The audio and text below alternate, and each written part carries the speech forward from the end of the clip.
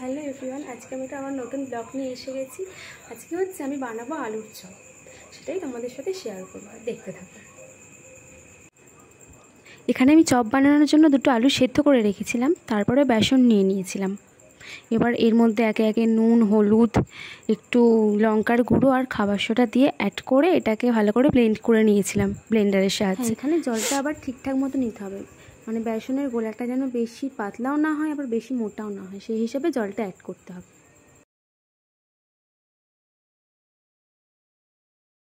তো এখানে আমি সেদ্ধ আলুটা একটু হাত দিয়ে মেখে নিচ্ছিলাম।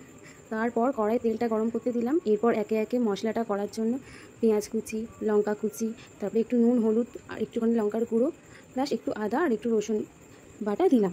দেওয়ার পর আমি এটাকে ভালো করে একটু করে নিলাম, মাখিয়ে নিলাম। মাখানোর পর এবারে আমি জিনিসটাকে রেডি করলাম, হাত দিয়ে গোল গোল করে নিলাম। এখানে আমার বেসন প্লাস এটা রেডি হয়ে গেছে। তো এবার আমি চপটা কড়াই ছাড়া স্টার্ট করে দিয়েছি। এই দেখো আমি চপটা ছাড়ছি, আর চপটা সত্যিই খুব সুন্দর হচ্ছে, ফুলছেও খুব সুন্দর। হয়তো পুরো গোল হচ্ছে না, কিন্তু খুব সুন্দর হয়েছে।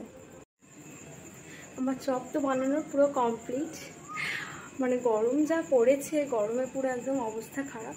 তো তোমরা তো সবাই দেখলে, যদি ভালো লেগে থাকে তাহলে কমেন্টে বলো। আর যারা আমার ভিডিওটা নতুন দেখছো তারা প্লিজ আমার চ্যানেলটিকে সাবস্ক্রাইব করে দিও। আর ভালো থেকো, সুস্থ থেকো। আবার পরের ভিডিওটা দেওয়ার চেষ্টা করবো খুব তাড়াতাড়ি। টাটা।